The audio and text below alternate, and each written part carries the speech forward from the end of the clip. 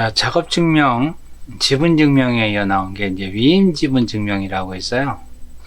이 위임 지분 증명은 디포스라고 얘기하는데 지분을 갖고 있는 사람들끼리 증인을 선출해서 증인이 기록을 하게 만드는 거예요. 우리 이제 국회의원하고 똑같은 거죠.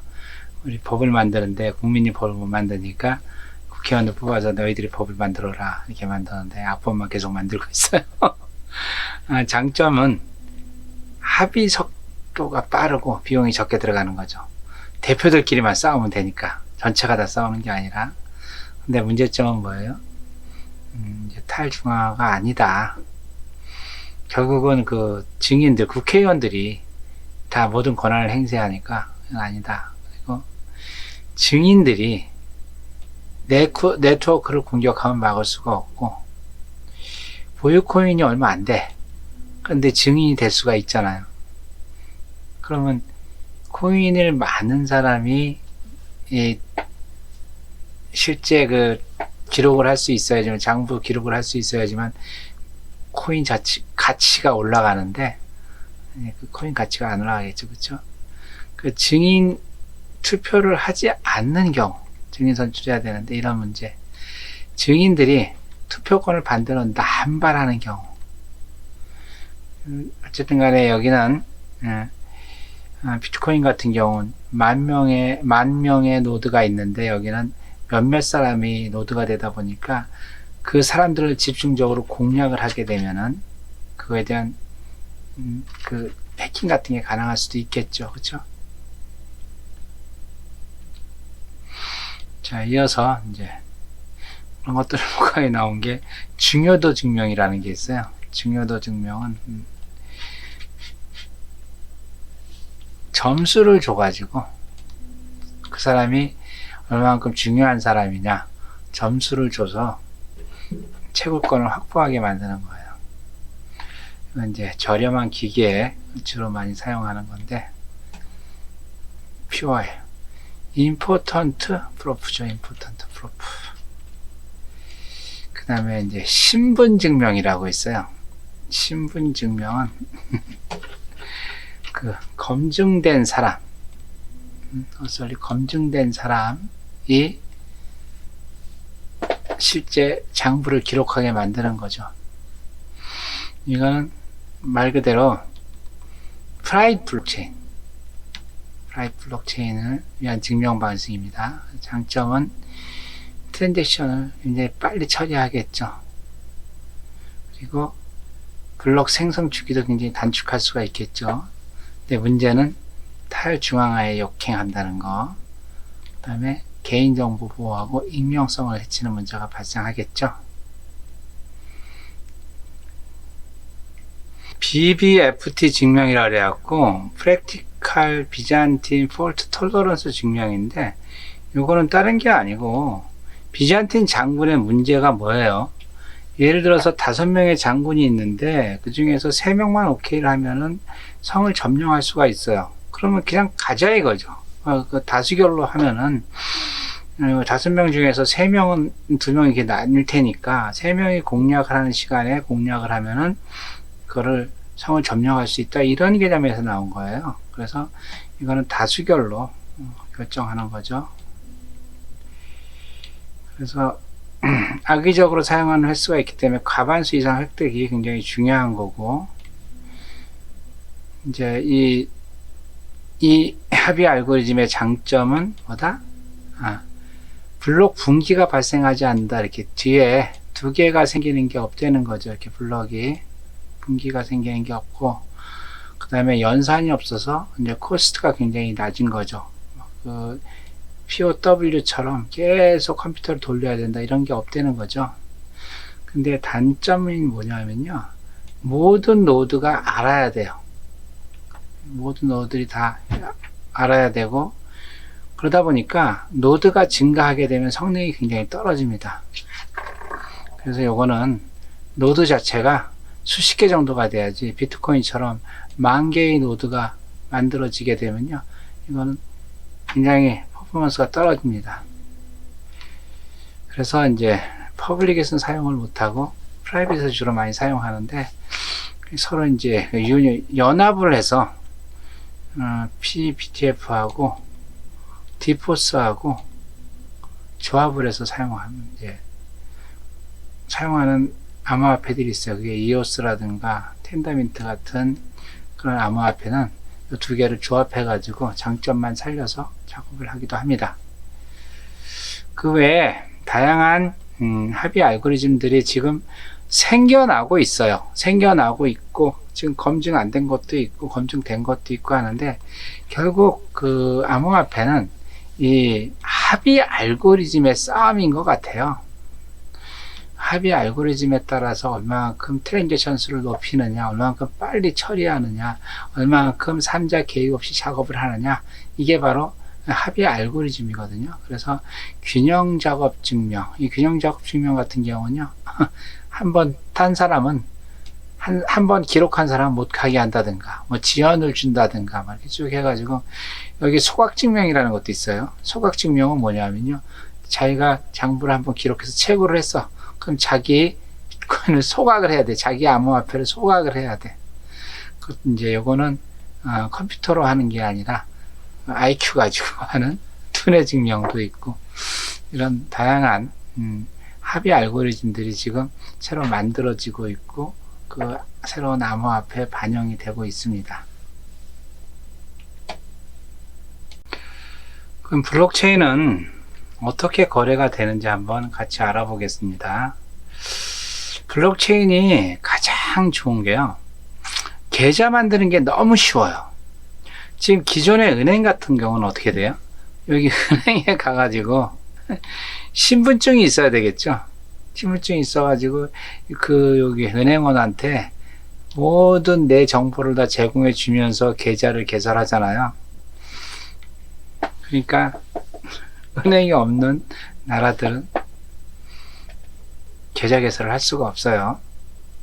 그런데 이 암호화폐는, 블록체인은요, 계좌 개설이 무지하게 쉽습니다. 계좌 개설은 블록체인 알고리즘 가지고 계좌를 개설해요. 내 개인 신분증 같은 거 다 필요 없습니다.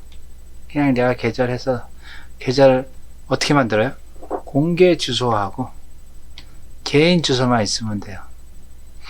우리 공개 키에 해당되는 건데, 개인 키에 해당되는 거고, 이 공개 주소는 뭐예요? 내가 송금을 받을 수 있는 주소. 개인 주소는 본인 계좌에 있는 장부에 접근하는 주소. 그래서 아무나 그 컴퓨터가만 있으면은 컴퓨터에 그 앱을 깔아서 계좌를 개설할 수가 있어요. 신분증 필요 없습니다. 은행원이 전혀 알 수가 없어요. 내 계좌에 대해서. 내 공개 계좌는, 공개 주소는 내가 오픈해야 되겠죠. 돈을 받기 위해서. 동작 원리는 어떻게 된다? 여기 있는 것처럼 철수가 영희한테 돈을 보내려고 시도했다. 그럼 이 거래 트랜잭션이 발생한 거잖아요. 그럼 블록체인에 바디 부분에 거래가 쭉 들어가겠죠. 그럼 거래가 들어간 게 머클 트리로 가서, 머클 루트로 가서, 거기 안에 있는 뭐 넌스 값, 뭐 버전 값 다 해가지고, 비트 값 다 해서 거기 블록 해시가 만들어지고 이렇게 만들어지잖아요. 그러면서 채굴이 딱 됐어. 그럼 블록이 하나가 만들어지는 거죠. 그래서 그 블록을 갖다가 다 네트워크 있는 사람들한테 전달을 해. 그럼 그 사람들이 서로 확인해. 어떻게 확인해요? 같다, 틀리다. 다른 거 없어요. 똑같다, 다르다. 요것만 확인합니다. 확인해가지고 오케이, 문제가 없다. 그리고 아까 그런 문제 있잖아요. 캐나다 거가 있고 호주 거가 있어요. 근데 캐나다에서 5만원을 썼는데 실제 호주에서 도착 안 하다 보니까 호주에서 5만원을 써. 이것도 같이 검증을 합니다. 다 검증을 해서 오케이, 문제가 없다. 그러면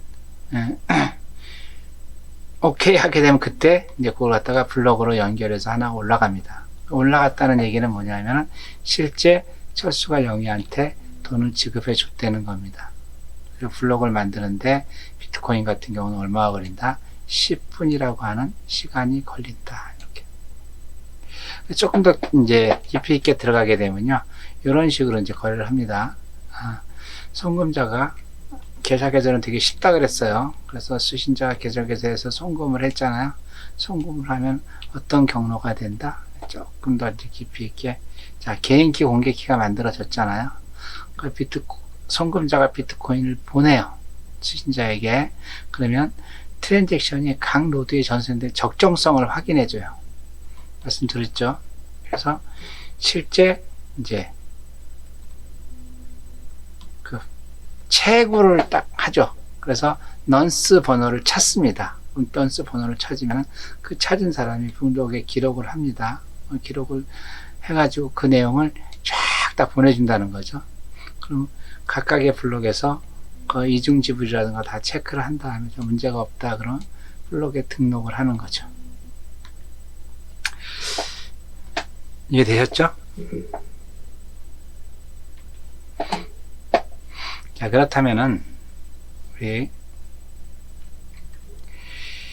블록체인이 해킹이 안 된다고 말씀을 드렸죠. 근데 블록체인은 해킹을 할 수가 있다 없다? 할 수 있습니다. 지금 만들어지고 있는 신생 코인들 있죠. 신생 코인들은 이 해킹 때문에 무지하게 스트레스를 받아요. 이 해킹이 뭐냐 하면요, 51% 공격이라고 있습니다. 51% 공격. 블록체인은 뭐라고 그랬어요? 51%가 바뀌게 되면 모든 걸 바꾼다고 얘기했잖아요. 51%를 다 바꿔주게 되면은 값을 수정할 수가 있어요. 근데 비트코인이나 이더리움 이렇게 금액이 큰 거는 할 수가 없고, 요새 나오는 신생 코인들 있죠.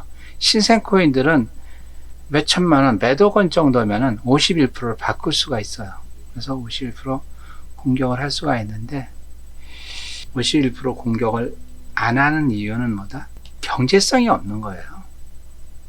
내가 51%를 공격할 수 있을 정도의 자금력이 있어. 그러면은 그 블록체인 시스템을 망가뜨리는 게 좋겠어요? 챙기는 게 좋겠어요? 그 후자가 훨씬 낫겠죠. 내가 51% 정도의 블록을 내가 마음대로 할 수가 있다. 그러면 그 시스템을 죽일 필요가 없잖아요. 그 시스템을 살려가지고 거기서 더 많은 가치가 생산되게 하는 게 훨씬 좋겠죠. 근데 지금 신생 코인들은 왜 51% 공격을 하느냐? 비용이 얼마 안 들어가니까 장난삼아 하는 거예요. 결론에 대해서 말씀드리도록 하겠습니다. 블록체인은 뭐다? 어려운 기술 아닙니다. 블록체인 되게 복잡하고 어지럽고 막 이런 얘기만 들으면 뭐 우리가 욱신욱신하고 막 그런다는 얘기를 하는데, 아니에요. 블록체인은 그냥 장부예요. 장부. 옛날에는 이 화폐가 돈이었잖아요. 근데 지금은 화폐가 돈이 아니라 기록하는 장부가 돈이란 말이에요. 화폐가 돈이 아니라 장부가 돈인 거죠. 그리고 블록체인은 뭐다? 블록체인은요, 엑셀 자료예요. 엑셀 자료. 열이 있고 칼럼이 있고 하는 그런 엑셀 자료예요. 이 장부. 그렇죠? 그래서 이 부분은 블록 헤더 부분, 요 밑에는 블록 바디 부분. 이거 장부예요. 장부. 그래서 결국 데이터베이스인데, 정확하게 하면 이렇게 만들어진 장부죠. 이렇게 만들어진 장부. 그래서 여기 블록 헤더가 있고 블록 바디가 이렇게 있는데, 블록 헤더는 현재 블록, 이전 블록, 머클루트, 타임스탬프, 난이도, 난스, 버전, 이게 블록 헤더 값으로 들어가 있고, 블록 바디는 거래 내역 1부터 거래 내역 n까지 돼 있고, 그거에 대한 건수가 기록돼 있다. 이런 장부라는 얘기예요. 그래서 정확하게 그림을 보면 이렇게 되어 있습니다. 자, 0번 블록이 있어요. 0번 블록이 있으면은 이 블록 바디에 있는 내용, 그쵸? 거래 1번, 거래 2번, 거래 n번까지 그 해시값이에요. 해시값. 이 블록체인은 절대 우리 아스키 값이 들어가는 거 아닙니다. 한글이 들어가고 영어가 들어가고 그러지 않아요. 다 해시값만 들어가 있습니다. 그래서 이게 해시값이 이렇게 들어가 있고, 그 블록 바디에 있는 내용이 머클 루트로 만들어지고, 그 다음에 여기 있는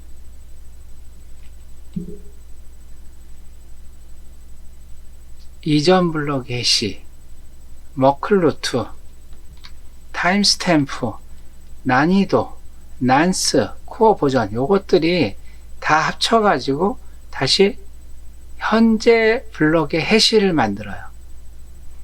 요거 가지고 머클 루트 만들고, 요거 여기 가지고 현재 블록의 해시를 만들어서 어떻게 해요? 그 다음 블록에 현재 블록의 해시를 다음 블록에 이전 블록의 해시로 집어넣어 준다는 거죠. 이렇게. 그리고 여기 거래 내역을 가지고 뭘 만들어줘? 거래 내역을 가지고 머클 루트를 만들고, 그리고 이전 블록의 해시부터 시작해서 코어 버전까지 해서 다시 현재 블록의 해시를 만들고, 또 다음 블록에 블록 해가지고 어떻게 돼요? 현재 블록의 해시를 이전 블록의 해시로 집어넣고, 그리고 거래 내역을 다시 머클 루트로 만들어주고, 이 내용을 계속 반복해서 만들어주는 거죠. 블록체인은 뭐다? 아무것도 안 해요. 그냥 공개 장부예요. 그 장부 안에 포함된 개별 거래는 모두 디지털 서명이 붙어 있어서 은행이나 제3자의 개입 없어도 진보임을 보증할 수가 있어요. 수만 노드 분산되어 있어서 어느 한 지점에 장애나 공격이 발생하더라도 블록체인이라는 네트워크 전체는 문제없이 계속 돌아갈 수 있습니다.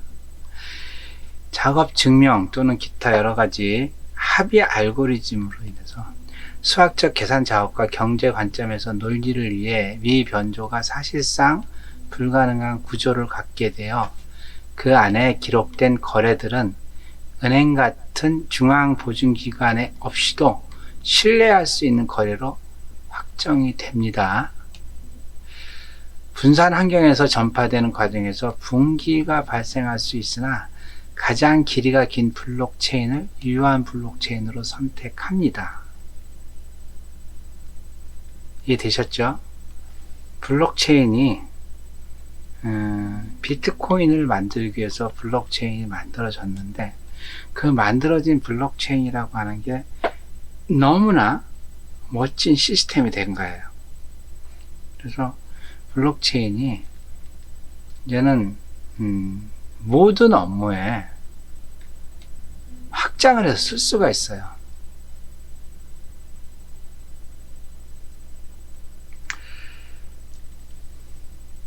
네, 이제 제가 저도 계속 블록체인을 강의를 하고 있지만은 가끔 이야기하다 보면 탈중앙화라는 걸 잊어먹어요. 탈중앙화. 이 블록체인은요, 가장 핵심은 탈중앙화. 우리가 거래하기 위해서는 당연히 누군가가 있어야 되잖아요. 아니, 우리가 축구 시합을 하면 심판이 당연히 있어야 되는 거잖아요. 근데 심판 없이 누군가가 심판을 정확하게 봐줘. 심판 없이 내가 부동산을 팔 수가 있어. 심판 없이 내가 중고 자동차를 사고 팔 수가 있어요. 굉장히 좋은 거죠. 그러면서 더 재밌는 게 뭐죠? 해킹에 완벽하다는 거죠. 아직까지 비트코인은 해킹된 적이 없어요. 누가 이렇게 과제문에 냈더라고요. 비트코인은 해킹 안 되지만은 그 비트코인을 관리하는 그 거래소라든가 이 클라이언트 서버 시스템이 해킹을 당하기 때문에 그것도 블록체인의 해킹이라고 볼 수 있다. 그거는 조금 의미가 다른 얘기예요. 왜 의미가 다른 얘기냐면 위조 지폐를 만드는 거하고 은행이 해킹을 당하는 거하고 다르잖아요. 블록체인이 해킹이 되고 안 되고는요, 위조 지폐를 만드느냐 안 만드느냐의 문제예요. 그리고 은행이 해킹을 당한다는 건 거래소가 해킹을 당하는 거죠. 은행이 해킹 당하기 때문에 내가 위조 지폐를 만들 수 있게 쉽게 만들어야겠다. 이건 말이 안 되는 얘기잖아요. 그죠? 블록체인이 세상을 바꿀 수 있는 기술이라고 평가받는 이유가 이처럼 탈중앙화된 플랫폼이면서 4차 산업혁명 시대는 모든 게 다 연결이 됐는데, 연결이 됐다는 것 자체가 해킹을 당하면 안 되는 거죠. 근데 블록체인은 이 해킹 자체가 안 된다는 거죠. 그래서 지난번에도 한번 보여드렸지만은 비트코인은 블록체인이라는 엄청난 기술 중에서 화폐라고 하는 가장 단순한 부분만 사용한 게 비트코인이다. 블록체인 강의 잘 들으셨나요? 이어서 과제물 안내하겠습니다. 자, 5주차 과제물 심플하게 내겠습니다. 비잔틴 장군의 문제에 대한 해결책 있죠? 해결책을 간략하게 기술해 주시면 좋을 것 같아요. 그리고 프루프 오브 워크인 작업 증명에 대해서 간략하게 기술해 주시면 될 것 같아요. 그리고 지분 증명 있죠? 포스에 대해서 간략히 기술해 주시면 될 것 같아요. 밤감기에 대해서 간략히 기술해 주시면 될 것 같아요. 그래서 두 명이 동시에 신봤을 경우 어떻게 처리하는지에 대해서 여러분들이 간략하게 작성해서 제출해 주시면 됩니다. 그리고 51% 공격으로 해킹이 가능합니다. 그 외에 해킹할 수 있는 방법들이 몇 가지가 있어요. 몇 가지가 있는데 중요한 거는 그 해킹을 하는 것보다 해킹을 안 하는 게 더 훨씬 부인들한테 유리하니까 해킹을 안 하는 거죠. 해킹이라고 하는 건 뭐예요? 비용을 들여서 해킹하면 그 해킹한 만큼에 대한 효과가 있어야 되는데, 사실 해킹한 것보다 해킹하는 게 훨씬 더 수익이 많이 생기면 해킹할 이유가 없겠죠. 하여튼 51% 공격을 안 하는 이유를 여러분들이 간략하게 작성해서 이름 과학번 해가지고 PDF 파일 만들어서, 아직도 그 자료를 PDF로 만들지 않고 뭐 MS 워드라든가 아리안글로 만들어서 보내주시는 분들이 있어요. 그러지 마시고 PDF로 작성해 가지고 제출해 주시면 될 것 같아요. 강의 듣느라고 고생이 너무 많습니다. 블록체인 마지막 부분을 얘기를 했는데, 블록체인 그 테크니션도 굉장히 중요하지만 그 사토시 나카모토가 놀라운 것은 합의 알고리즘을 통해 가지고 제3자의 개입 없이 모든 시스템을 완성했다는 거죠. 정말 사토시 나카모토는 대단한 사람 같아요. 자, 우리도 블록체인은 없어지는 기술 아닙니다. 인터넷만큼이나 우리 일상생활에 충격이 올 것 같아요. 오늘 시간 관계상 굉장히 강의 내용을 줄였습니다. 조금 더 얘기를 할까 했는데 강의 길게 하면 욕먹을 것 같아가지고 다음 주에 봬요. 안녕.